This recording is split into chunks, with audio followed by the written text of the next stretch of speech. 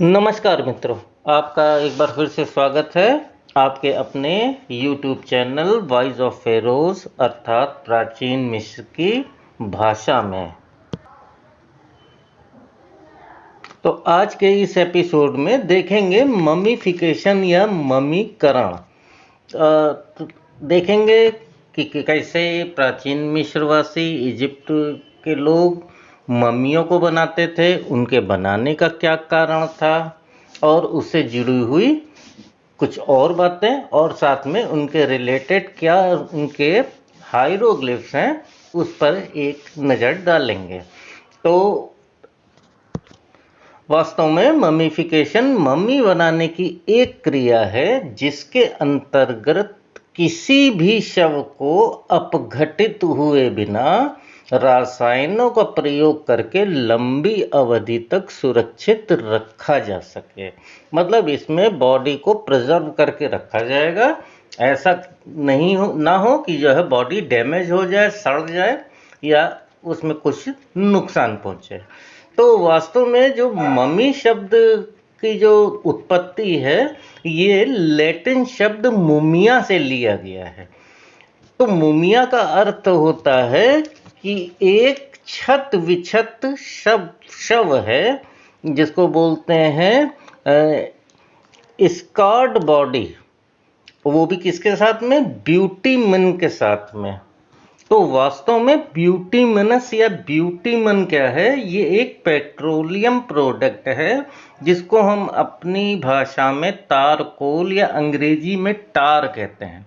तो ये क्या करते थे कि इसकी एक कोटिंग करते थे बॉडी के ऊपर।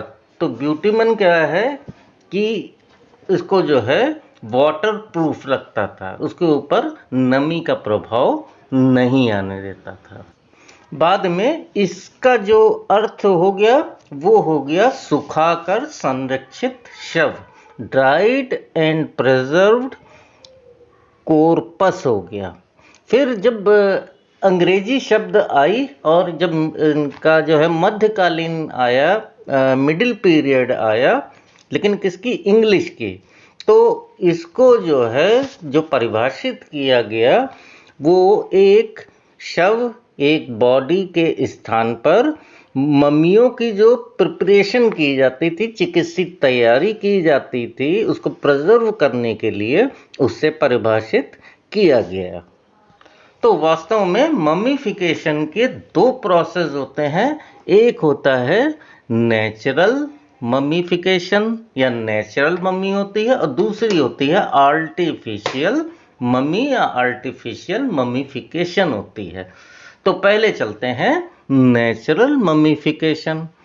तो नेचुरल ममीफिकेशन, अगर कोई डेड बॉडी किसी एक्सट्रीम कोल्ड इन्वायरमेंट में रहे या फिर किसी एक एक्सट्रीम गर्म स्थान पर रहे, लेकिन वहाँ क्या है, वहाँ पर मॉइस्चर या नमी नहीं होनी चाहिए।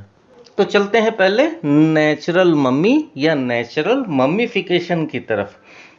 तो ऐसे जो शव मैंने अभी बताया था, या तो वो एक्सट्रीम ठंडी जगह पर हैं या फिर किसी हॉट एनवायरनमेंट में हो, लेकिन क्या हो, वहाँ पर नमी या मॉइस्चर नहीं होना चाहिए। तो किसी कोल्ड एनवायरनमेंट के लिए दो एग्जाम्पल बहुत फेमस हैं। तो पहला जो आप ये देख रहे हैं स्क्रीन पर, ये एक आज से करीब 40-50 हजार साल पहले एक हाथी, एक एलिफेंट की ब्रीड पाई जाती थी, एक जाति पाई जाती थी जिसको कहा जाता था वूली मैमथ कहा जाता है। और ये कहाँ? ये साइबेरिया के आसपास इनका जो है स्थान था। अब क्योंकि साइबेरिया क्या है, ये एक्सट्रीम कोल्ड जगह है, तो वहाँ पर ये जो वूली मैमथ है जिसको आप अपने स्क्रीन पर देख रहे हैं, ये एक जमा हुआ, मतलब एक फ्रोजन कंडीशन में मिला है। और ये जो बॉडी है ये करीब 40,000 ईयर ओल्ड बॉडी है। और उसके बाद जो आप दूसरा इमेज देख रहे हैं, ये एक इस बहुत ही फेमस है, इसको आप चाहे यूट्यूब पर सर्च कर लीजिएगा। इसको कहा जाता है आइस मैन कहा जाता है। और ये ऑस्ट्रिया इटली बॉर्डर पर जो है पाया गया था, क्योंकि वहाँ पर जो इन्वायरमेंट है, वहाँ का इन्वायरमेंट बहुत ही कोल्ड इन्वायरमेंट है। और ये जो बॉडी मिली थी, ये मिली थी 3200, नहीं, जो ये पुरानी है, कितनी पुरानी है, ये है 3230 BC, मतलब ये कॉपर एज, मतलब जिस समय पर पिरामिड का और मिस्र का काल चल रहा था, ये अकॉर्डिंगली उसी समय के आसपास की है। अब अगर हॉट एनवायरनमेंट की बात करें तो इसी में जो इसके उदाहरण मिले हैं वो एंशियंट इजिप्ट में ही मिले हैं, उसी टाइम पीरियड के मिले हैं। लेकिन ये किस टाइम के हैं, ये प्री डायनेस्टिक पीरियड के हैं। तो इसमें देख सकते हैं कि जो इसमें कई जो है कब्रें मिली हैं, कई टूम्स मिले हैं, लेकिन ये क्या है, ये सब के सब जो है नेचुरल हैं। जैसा कि आप देख सकते हैं यहाँ पर कई बॉडियाँ मिली हैं और ये मिली हैं, इनको बोला जाता है गैबेलियन स्थान से पाए गए हैं। तो इसीलिए जो है ये आज का जो नागा एल्गेरिया है, वहाँ पर प्री डायनेस्टिक एज के मम्मी को खोजा गया था। लेकिन अब इस पे ध्यान देने वाली बात है कि ये मैंने जो दोनों एग्जाम्पल दिए हैं, इस पर ममीफिकेशन का कोई प्रोसेस नहीं हुआ है। जो ममी ये जो आप फिगर देख रहे हैं, इमेज देख रहे हैं, ये एंशियंट इजिप्ट के टाइम की है और इस पर भी कोई भी ममीफिकेशन नहीं हुआ है। ये अपने एक हॉट एनवायरनमेंट में रहे हैं, लेकिन वहाँ पर मॉइस्चर नहीं था, इसलिए ये बॉडी डिकम्पोज नहीं हुई है। तो पहले देखते हैं कि ममीफिकेशन की इम्पोर्टेंस क्यों रही, क्यों जो है एंशियंट इजिप्शियन सिविलाइजेशन में ममीफिकेशन क्यों किया जाता था। तो एंशियंट इजिप्शियंस का ये मानना था कि मृत्यु के पश्चात, आफ्टर डेथ, क्या होता है, जो आत्मा होती है वो अंडरवर्ल्ड, जिसको हम अपनी भाषा में परलोक कहते हैं, उसकी यात्रा पर निकलती है। तो वास्तव में किसी जीव या किसी इंसान के अंदर जो उसकी आत्मा एक संचार के रूप में होती है, एक एनर्जी फॉर्म में होती है, उसको ये कहते थे, का कहते थे। इसको डिनोट किया जाता था का से, और इसका ये सिंबल है, इसको कहेंगे का, कहेंगे, ये बना, ये का है। लेकिन का क्या है, ये सोल है, आत्मा है, जिसको हम कहते हैं आत्मा कहते हैं। लेकिन ये किस कंडीशन में है, ये कंडीशन है लिविंग कंडीशन में है, मतलब जीवित अवस्था में है। लेकिन मरने के बाद आफ्टर डेथ क्या होता है, का किस में चेंज हो जाती है, का जो है बा में चेंज हो जाती है। ये इसका हाइरोग्लिफ्स दिया हुआ है, ये देख सकते हैं कि पूरी बॉडी जो है इसका एक बर्ड है, एक चिड़िया के रूप में है, और लेकिन जो इसका सर है वो सर जो है एक इंसान रूप में है। तो इसको कहते हैं, ये बा कहते हैं। तो यहाँ पर भी आप देख सकते हैं एक एंशियंट पेंटिंग है। तो इसमें क्या है कि कोई एक बॉडी पड़ी हुई है और ये जो उसके पास ही है एक बर्ड फॉर्म में है। तो ये क्या है, ये बा है, ये बा है। तो होता ये था कि बा को ये विश्वास करते थे कि बा जो है अंडरवर्ल्ड में सफ़र करती है, जर्नी करती है, और फिर लेकिन वहाँ से वो वापस आती है। तो वापस आती है तो किस में आती है, अपने ही शरीर में वापस आ जाती है। ये एक विश्वास था, एक आस्था का विषय था उनके। तो ममीफाई करके इसलिए रखा जाता था ताकि जो बा है अपने बॉडी को पहचान ले और उसी में जो है फिर से इंटर हो जाए, उसी में प्रवेश कर जाए। इसीलिए क्या कहा जाता था कि बॉडी को डैमेज नहीं होने देना है। क्यों? क्योंकि अगर बॉडी डैमेज हो गई, डिस्ट्रॉय हो गई, तो क्या होगा, बा जो है तो भटकेगा बेचारा और वो अपना शरीर को नहीं पा पाएगा। तो ममीफिकेशन की एक सबसे बड़ी वजह यही थी। तो मम्मी को हाइरोग्लिफ्स की भाषा में बोलते हैं साह बोलते हैं या जाह बोलते हैं। क्यों? क्योंकि ऊपर वाला जो हाइरोग्लिफ्स है ये क्या बनेगा, ये एस बनेगा या जेड बनेगा, फिर ये क्या बनेगा, ए बनेगा और ये ह बनेगा। और यहाँ पर डिटर्मिनेंट के रूप में एक मम्मी को शो किया हुआ है, तो इसको कहेंगे सा या जाह कहेंगे। इसका अर्थ होता है मम्मी होता है। अब देखते हैं प्लेस ऑफ ममीफिकेशन, मतलब ममीफिकेशन करने के लिए, इसके प्रोसेस को करने के लिए उसको, उस स्थान को क्या कहा जाता है।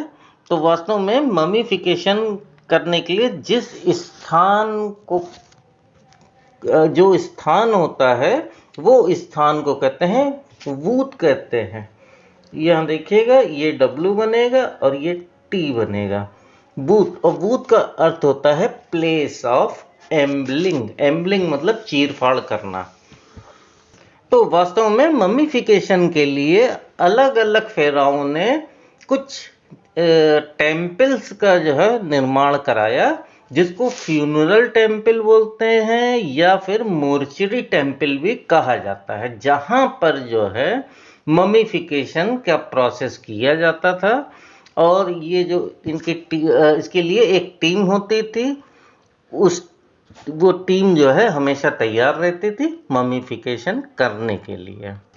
तो वास्तव में ये ममीफिकेशन कार्य करने वाले व्यक्ति को बूत ही कहा जाता था। जैसे कि हमने पहले देखा, बूत मतलब क्या होता है, प्लेस ऑफ एम्बलिंग, चीड़ फाड़ की जगह, तो इसको भी बूत ही कहेंगे। लेकिन यहाँ पर देखिएगा एक मैन डिटर्मिनेंट साथ में है, इसीलिए इसको, इस बूत का अर्थ होगा एम्बलर या बैंडेजर होगा। क्यों? क्योंकि मम्मी पर बैंडेज की जाती थी, पट्टियां लपेटी जाती थी। इसका एक दूसरा हाइरोग्लिफ्स भी है। तो यहाँ पर क्या है, अब ये जो दिखाया गया है ये बूत ही है, क्योंकि इसके पहले वाले में हमने क्या देखा था,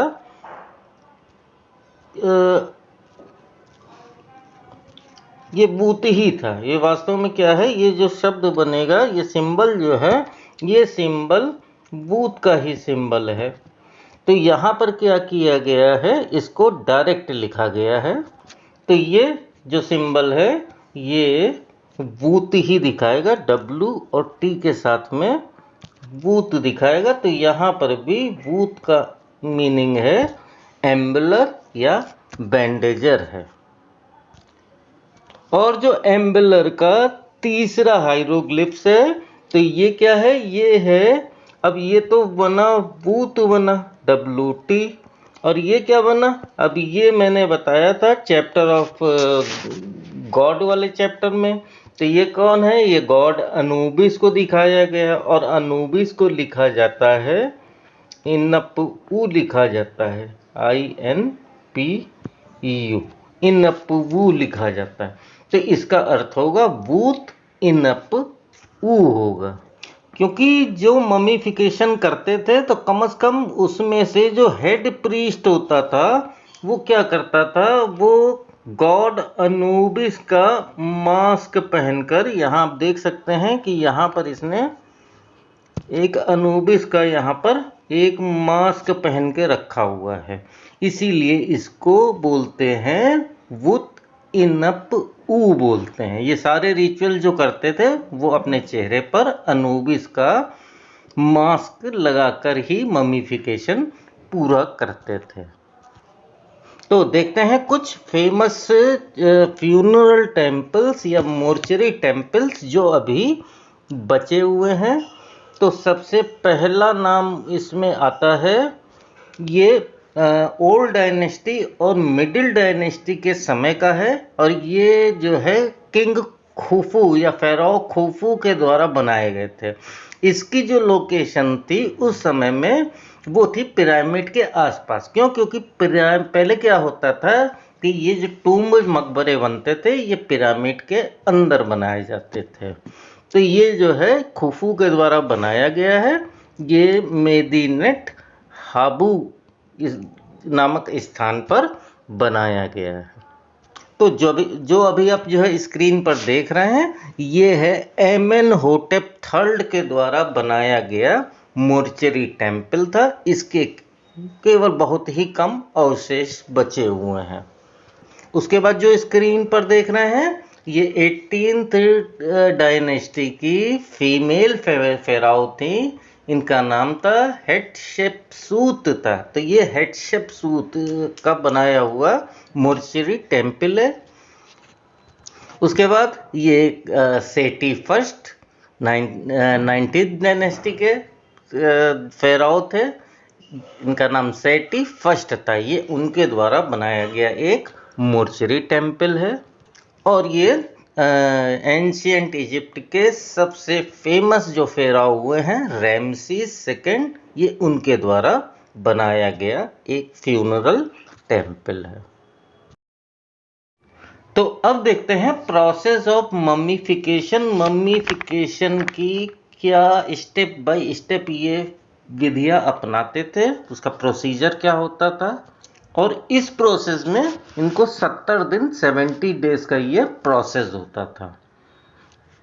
तो पहला स्टेप होता था डिस्कार्डिंग ऑफ ब्रेन, मतलब जो दिमाग है, जो ब्रेन है, इसको ये बॉडी से बाहर निकालते थे।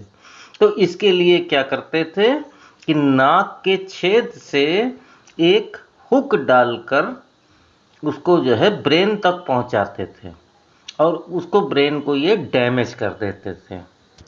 तो जैसा आप देख सकते हैं यहाँ पर एक मम्मी की जो चेहरा है, जो फेस है, वो दिखाया गया है। तो ये देखिएगा, ये जो इसके नाक का पोर्शन है ये डैमेज है। क्यों डैमेज है? क्योंकि वहाँ पर एक हुक डालकर उसको जो है तोड़ा गया है। तो जैसा कि आप एक स्कल का एनाटॉमी देख रहे हैं, तो ये क्या करते थे कि अब जो हुक लगाते थे, ये हुक को इस रास्ते से लगाते थे। तो होता क्या था कि इतना एरिया यहाँ पर डैमेज हो जाता था, और यहाँ से ये जब हुक डाल देते थे तो क्या होता है कि ब्रेन एक जेली फॉर्म में होता है, वो टूट जाता था। उसके बाद ये बॉडी को जो है टिल्ट करते थे, मतलब औंधा करते थे। तो उससे क्या होता था कि जितना भी ब्रेन होता था ये नाक के रास्ते बाहर आ जाता था इस तरह से, और उसको ये जो है पूरी तरह से ब्रेन को निकाल देते हैं। इसका मतलब अगर हम किसी मम्मी का सीटी स्कैन करेंगे तो उसके जो स्कल में ब्रेन नहीं मिलेगा। इसके बाद ये क्या करते थे कि इसी नाक के रास्ते से जो कैविटी बचती थी, जो स्कल की कैविटी होती बचती है, उसमें जो है ये कुछ विशेष मेडिसिन डालकर उसको जो है वॉश कर देते थे। तो उससे क्या होता था कि जो उसमें टिश्यू, ब्रेन टिश्यू बचे रह गए हैं, उसको भी साफ करके जो स्कल होता है ये पूरा बैक्टीरिया फ्री कर देते थे।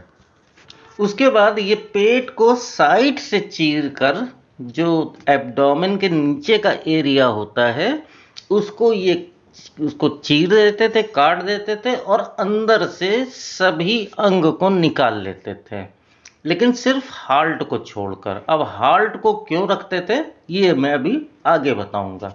और ये सब जो निकलते थे, इंटेस्टाइन निकलती थी और लीवर निकलता था, दुनिया भर की जो चीज़ें निकलती थी, इसको ये 4 कैनोपिक जार में रख देते थे। अब ये 4 कैनोपिक जार क्या है इसके बारे में भी मैं अभी आगे बताऊंगा।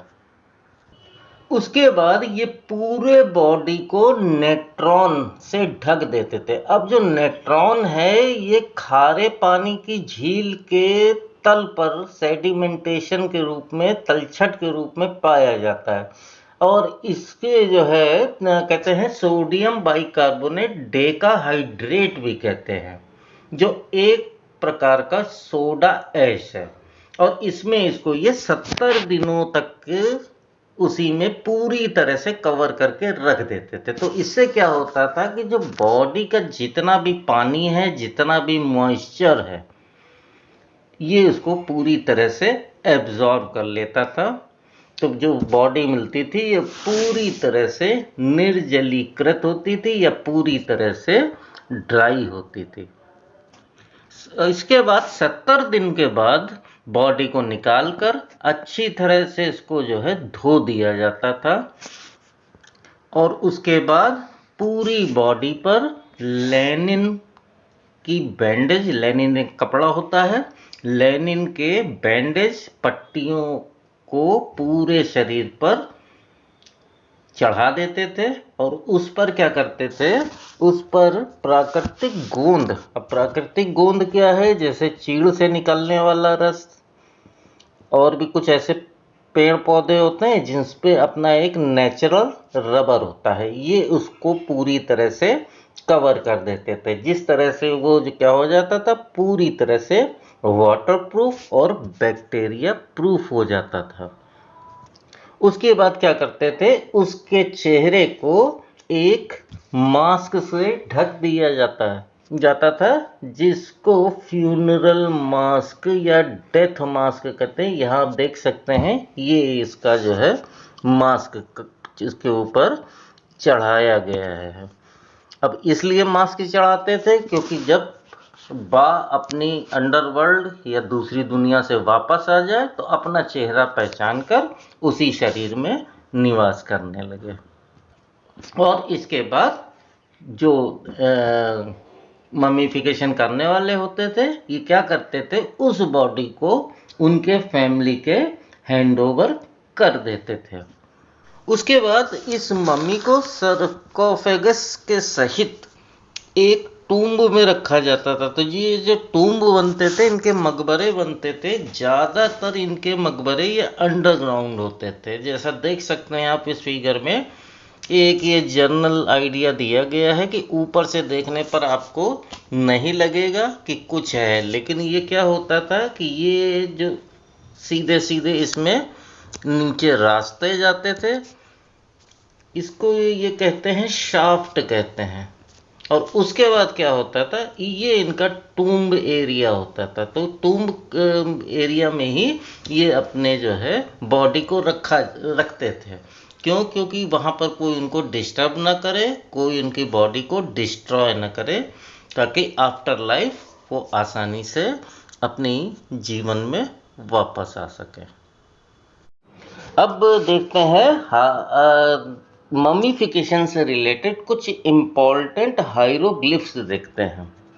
तो पहला जो हायरोग्लिफ है इसको गैनेट कहेंगे या खैनेट कहेंगे। क्यों? क्योंकि अब ये आप सिंबल जो देख रहे हैं, पहला वाला ये एक गोट स्किन है, एक बकरे की खाल है, और इसको डिनोट किया जाता है, मैं इधर लिख रहा हूं, इसको कभी एच के नीचे एक अंडरलाइन, तब ये बनेगा ग, बनेगा ग या जी बनेगा, और कभी कभी इसको ख से लिखते हैं तो ये बनेगा ख बनेगा। लेकिन अब ये क्या है, ये अकेले नहीं बनेगा, ये बनेगा खैन बनेगा या गैन बनेगा, ध्यान दीजिएगा। अब ये इसका फोनेटिक कॉम्प्लीमेंट हो जाएगा और ये टी हो जाएगा। तो इसको कह सकते हैं गैनेट भी कह सकते हैं और खैनेट भी कह सकते हैं। तो इसकी मीनिंग होती है ब्यूरियल चेम्बर होती है। तो राइट हैंड साइड में देख सकते हैं ये एक चेम्बर है, एक ब्यूरियल चेम्बर है। तो वास्तव में ये ममीफाई करके इसको बरी नहीं करते थे, मतलब जमीन में इसको नहीं दबाते थे, उसको एक केबिन में या एक कमरे जैसी एक संरचना में रख दिया जाता था, तो वही कहलाता था, ब्यूरियल चेम्बर कहलाता था। अगला हायरोग्लिफ्स है, ये बनेगा डब्लू बनेगा और ये ई बनेगा, आई बनेगा, तो इसको कहेंगे वुई कहेंगे। अब वुई का अर्थ होता है मम्मी केस, ममीफाई करके जिस केस में रखा जाता है उसको बोलते हैं मम्मी केस बोलते हैं। अगला हायरोग्लिफ्स है, इसको बोलते हैं करस टट बोलते हैं, करस टट बोलते हैं। और करस टट का अर्थ होता है टूम्ब इक्विपमेंट्स, कि जो टूम्ब में जो भी इक्विपमेंट्स रखे जाते हैं या प्रयोग में लाए जाते हैं उनको कहते हैं टूम्ब इक्विपमेंट्स कहते हैं। यहाँ पर देखिएगा तो पहला क्यू बनेगा, र स ट और ट। ये एक ब्यूरियल चेम्बर या फिर एक मम्मी केस का डिटर्मिनेंट है। तो इसको कहेंगे कर स टट होगा, तो ये क्या कहेंगे, इसको टूम्ब इक्विपमेंट्स कहेंगे। अगला हाइरोग्लिफ्स है काप है। ये बनेगा का के ए और ये बनेगा पी। ये जो एक डिटर्मिनेंट है, ये क्लॉथ का, कपड़े का एक डिटर्मिनेंट है, इसको कहेंगे काप कहेंगे। काप का अर्थ होता है लेनिन बैंडेज होता है। ये वही बैंडेज है जो मम्मी के ऊपर लपेटा जाता है। अगला हाइरोग्लिफ्स है करस है। ये क्यू बनेगा, ये र बनेगा और ये एस बनेगा, तो ये बनेगा करस बनेगा। तो करस का अर्थ होता है कॉफिन। यहाँ पर एक मम्मी को डिटर्मिनेंट के फॉर्म में दिखाया गया है, तो इसका अर्थ होगा कॉफिन होगा। अब जो अगला हाइरोग्लिफ्स है, तो इस वाले चिन्ह को लिखा जाता है, ज़र लिखा जाता है डी अंडरलाइन र आर। तो ये इसका फोनेटिक कॉम्प्लीमेंट हो गया और ये क्या हो गया, ऊ और टी हो गया। तो ऊट का मतलब होता है सर्कोफेगस होता है। तो सर्कोफेगस क्या होता था कि जब जो मम्मी केस होता था वो तो वुड की, लकड़ी की बनी होती थी, तो उसके ऊपर किसी मेटल से बना या किसी पत्थर से, ग्रेनाइट से बना हुआ एक बॉक्स जैसी संरचना होती थी, तो उसको जो है उसी के ऊपर से कवर कर देते थे। जो सबसे ज़्यादा सर्कोफेगस मिला है वो तूतनखामुन के टूम्ब से मिला है। तो इसमें क्या है, देखिएगा कि ये जो नीचे वाला जो पार्ट है ये वाला, तो ये किससे बना हुआ है, ग्रेनाइट से बना हुआ है। और उसके ऊपर फिर जो है ये मेटल से बना हुआ है, और ये ऑलमोस्ट सबके ऊपर जो है सोने की गोल्डन पॉलिश थी, मुझे ठीक से मालूम नहीं है। तो लेकिन देखिएगा कि एक सर्कोफेगस के अंदर में कितने सर्कोफेगस हैं, इस तरह से इनके 5 लेयर सर्कोफेगस बना था। अब देखते हैं कि मम्मीफिकेशन के समय हार्ट को क्यों नहीं निकाला जाता था, हार्ट को उसी बॉडी के साथ में क्यों छोड़ देते हैं, इसको समझते हैं। तो प्राचीन इजिप्ट में ये विश्वास किया जाता था कि जो भी पाप या पुण्य इंसान करता है वो उसके लिए जो है उसका दिल ही या हार्ट ही जिम्मेदार होता है। तो इसमें करते क्या थे कि अब इनकी मान्यता के अनुसार जो हार्ट होता है उसको जो है, जो ईश्वर हैं उनके जो गॉड हैं, गॉडेस हैं, वो मिलके उस हार्ट का वेट करते थे। लेकिन किसके अगेंस्ट में करते थे, तो यहाँ देख सकते हैं, यहाँ पर एक मात का विंग है जो मात अपने सर पर लगाती है, दूसरी तरफ क्या है, हार्ट है। ये इब हार्ट का हाइरोग्लिफ्स है। तो होता क्या था कि अगर ये पंख भारी पड़ गया और हार्ट अगर ऊपर की ओर चला गया तो वो उस परीक्षा में पास हो जाता था। लेकिन अगर उसने पाप ज्यादा किए हुए हैं तो क्या होता था उसमें, उस समय उसका हार्ट फिर इधर डाउनवर्ड चलाता था। और डाउनवर्ड आने के बाद देखेंगे कि यहाँ पर एक क्रोकोडाइल जैसा मुंह वाला एक, वास्तव में गॉड नहीं है, इनको गॉड नहीं मानते हैं, इनको डीमन मानते हैं, शैतान मानते हैं। वो क्या करते थे, इसको, इस हार्ट को खा जाता था। तो होता क्या था कि जब हार्ट ही नहीं बचेगा तो ये क्या है, ये जिसकी भी आत्मा है, जिसकी भी ये जो है बाह है, उसको उसका आगे की जर्नी खत्म हो जाती थी। इसीलिए हाइरोग्लिफ्स सॉरी इसीलिए हार्ट को साथ में उसके बॉडी के साथ में रखा जा सकता है। अब देखते हैं कि किसी भी फेराओ के टूम्ब में उसके मम्मी के साथ में और क्या क्या चीजें रखते थे। तो सबसे पहले इसमें नाम आता है 4 कैनोपिक जार। तो 4 कैनोपिक जार के बारे में मैंने बताया था कि उसमें क्या करते थे, उसमें जितने भी इंटरनल ऑर्गन होते थे उसको उसी कैनोपिक जार में रख के उसका प्रिजर्वेशन या उसको संरक्षित किया जाता था। तो जो 4 कैनोपिक जार हैं, तो ये फर्स्ट इंटरमीडिएट के पहले तक इसके सारे जो जार के जो ऊपर का पार्ट होता था वो कैसा होता था, वो ह्यूमन हेड, किसी मानव के सिर की तरह बने होते थे। ये देखिएगा, ये 4 के चारों हैं, लेकिन ये चारों कैसे हैं, ये ह्यूमन हेड है। और इसमें क्या करते थे, इसी में अलग अलग जगह अलग अलग जार में अलग अलग ह्यूमन ऑर्गन को रखा जाता था। तो जैसा आप देख सकते हैं कि फर्स्ट इंटरमीडिएट पीरियड से जो 4 कैनोपिक जार थी, उसका जो कवर था, जो उसका ढक्कन था, कैप था, उसको बदल दिया गया। तो देखिएगा यहाँ पर 4 तरीके के हैं। एक तो ये ह्यूमन हेड है, दूसरा कौन सा है, दूसरा फैल्कॉन हेड बोलते हैं, तीसरा बोलते हैं बबून हेड बोलते हैं, और चौथा बोलते हैं इसको जैकाल हेड बोलते हैं। तो इनको वास्तव में कहते हैं 4 सन्स ऑफ हॉरस। हॉरस के 4 पुत्र, 4 जो उनके बेटे हैं, उस नाम से इनको पुकारा जाता है। तो सबसे पहले देखते हैं जो ह्यूमन हेड ये वाला है, इस कैनोपिक जार को किसके नाम से जानते थे, तो इसको जानते थे इंसेटाई के नाम से जानते थे। अब इसका हायरोग्लिफ्स देखिएगा तो पहला बनेगा आई एम, ये भी एम बनेगा इसलिए इसको छोड़ देते हैं, फिर ये एस बनेगा और ये टाई बनेगा, टी आई बनेगा। तो इनका नाम पड़ेगा इंसेटाई पड़ेगा।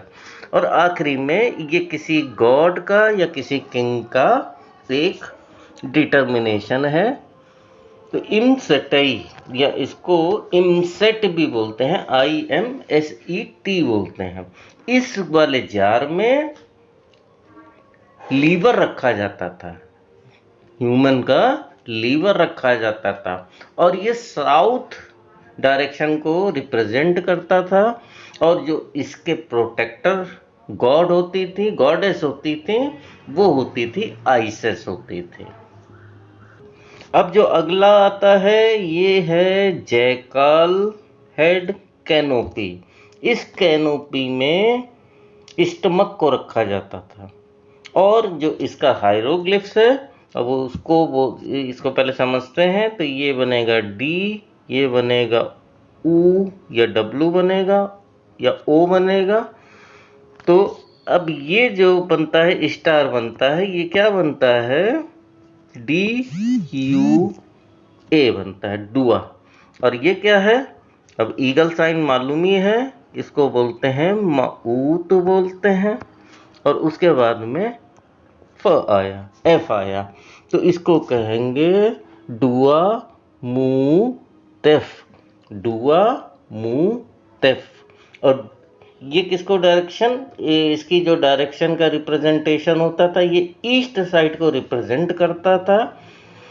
इसमें स्टमक को डाला जाता था, स्टमक को प्रिजर्व किया जाता था। और ये माना जाता था कि जो इसकी प्रोटेक्टर हैं वो कौन है, नीथ है, गॉडेस नीथ है। उसके बाद देखते हैं ये बबून हेड कैनोपी को। तो वास्तव में इस कैनोपी में लंग्स रखा जाता था, और ये नॉर्थ डायरेक्शन को रिप्रेजेंट करता था। और जो इसके प्रोटेक्टर है, ये गॉडेस नेप्थीस को माना जाता था। तो हायरोग्लिफ्स में इसको क्या पढ़ेंगे, इसको पढ़ेंगे हैप्पी, हैप्पी पढ़ेंगे। अब ये क्या है, ये साइन हेप दिखाता है पहला वाला, हेप, ये इसका फोनेटिक कॉम्प्लीमेंट है, और ये आई दिखाएगा या वाई दिखाएगा, और साथ में एक गॉड का डिटर्मिनेंट यहाँ पर दिया हुआ है। तो इसको लिखेंगे हैप्पी लिखेंगे या हापी लिखेंगे, HAPI लिखेंगे। अब जो आखिरी में फैल्कॉन हेड का जो कैनोपिक जार है, अब इसमें जो प्रिजर्व किया जाता था, इसमें इंस्टेंटाइन को प्रिजर्व किया जाता था। ये वेस्ट डायरेक्शन को रिप्रेजेंट करता था, और जो इसकी प्रोटेक्टर गॉडेस हैं वो गॉडेस हैं सेरकेट हैं, गॉडेस सेरकेट हैं। और अब इसका जो है हायरोग्लिफ्स रिप्रेजेंटेशन है, इसको देखते हैं। तो ये क्या बना, ये जो पहला साइन है ये एक, तो इसको बोलते हैं क्यूबह बोलते हैं, QB और QB H बोलते हैं। H के नीचे इसमें डॉट लगा होता है, QB क्यूबह। अब ये बनेगा सेन बनेगा, ये नू बनेगा NW, और ये F बनेगा। तो इस प्रकार से इसका नाम बनेगा क्यूबह सेन उ सेनु F बनेगा, क्यूबह सेनु F बनेगा, यस क्यूबह सेनु F बनेगा। तो इसमें इंस्टेंटाइन को प्रिजर्व करके रखते थे। तो जैसा कि आप देख सकते हैं, यहाँ पर जो 4 सन्स ऑफ हॉरस हैं, जिनके 4 कैनोपिक जार्स बने थे, उनको यहाँ पर गॉड ओसाइरिस के सामने रिप्रेजेंट किया गया है इनकी अपनी पेंटिंग में। और यहाँ पर भी देख सकते हैं कि गॉड ओसाइरिस और जो गॉडेस आइसिस हैं, देवी आइसिस हैं, उनके सामने भी ये 4 सन्स ऑफ होरस को यहाँ रिप्रेजेंट किया गया है। उसके बाद मम्मी के साथ रखी जाने वाली चीज़ों में अगला नाम आता है कैनोपिक चेस्ट का आता है। तो वास्तव में कैनोपिक चेस्ट एक बॉक्स है जिसके अंदर इन 4 कैनोपिक जार को रखा जाता है। तो उस बॉक्स को कहा जाता है कैनोपिक चेस्ट कहा जाता है। जैसा कि आप दूसरे फिगर में भी देख सकते हैं कि ये जो बॉक्स है, ये बॉक्स के अंदर उन 4 कैनोपिक जारों को ऑर्गन के प्रिजर्व करने या रखने के बाद में इसी कैनोपिक चेस्ट में रख दिया जाता है। उसके बाद आता है एमुलेट्स। एमुलेट्स को वास्तव में तावीज कहते हैं। तो तावीज़ों को ही कहा जाता है, एमुलेट्स कहा जाता है। तो इन एमुलेट्स को बैंडेज जो करते थे, लास्ट स्टेज होती थी, तो उसी बैंडेज में ही लपेट के रख दिया जाता था। ये छोटे छोटे साइज के देख सकते हैं, अलग अलग साइज के होते हैं। कुछ पे गॉड बने हुए हैं, कुछ पे अलग अलग निशान बने हुए हैं। एक निशान ये है, निशान ये है खेपर का निशान है, कुछ अलग अलग निशान हैं। ये हार्ट का निशान है, इब है। ऐसे करके कई तरह के एमुलेट्स को रखा जाता था। यहाँ पर भी देख सकते हैं कि अलग अलग साइज के एमुलेट्स को, ताबीज़ों को रखा गया है। ये ताबीज़ सुरक्षा प्रदान करने के लिए प्रयोग किए जाते थे। उसके बाद आता है फ्यूनरल बोट्स। तो फ्यूनरल बोट्स का काम होता था कि मरने वाला आकाश के रास्ते इसी नाव से जो साथ में रखी गई है, वो अदर वर्ल्ड या अंडर वर्ल्ड का सफ़र इसी बोट से ही करेगा।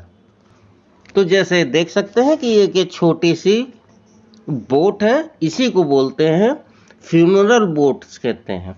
और यहाँ देख सकते हैं कि ये छोटे छोटे ह्यूमनाइड फिगर हैं, छोटे छोटे, ये कई छोटे छोटे हैं। और ये क्या कर रहे हैं, ये नाव चला रहे हैं।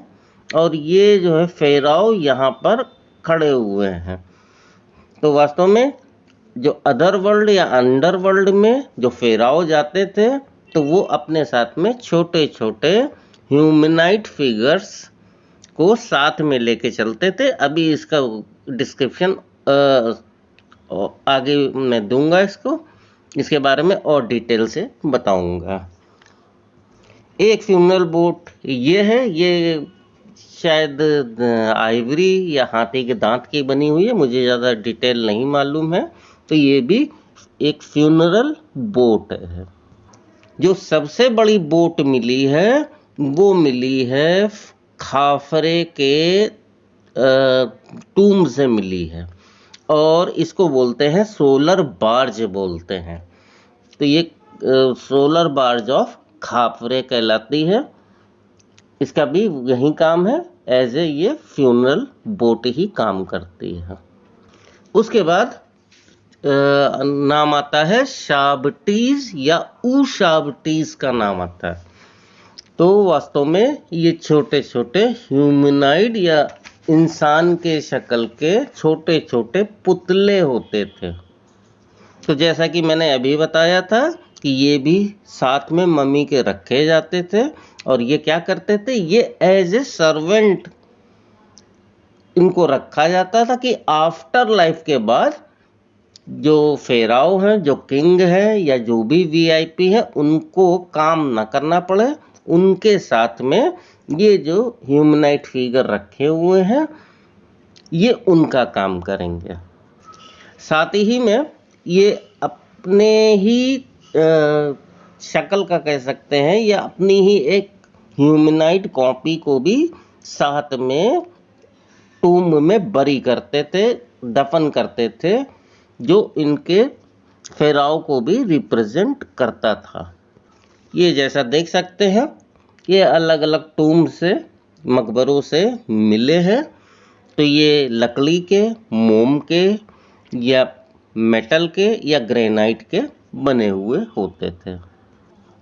और इनको भी जैसे कैनोपिक चेस्ट को एक चेस्ट में अलग अलग चारों कैनोपी को एक साथ रखते थे, इसी तरह से ये शाबटीज को या पुतलों को एक साथ किसी एक बॉक्स में रखते थे, जैसा कि इस वाली इमेज में आप आसानी से देख सकते हैं।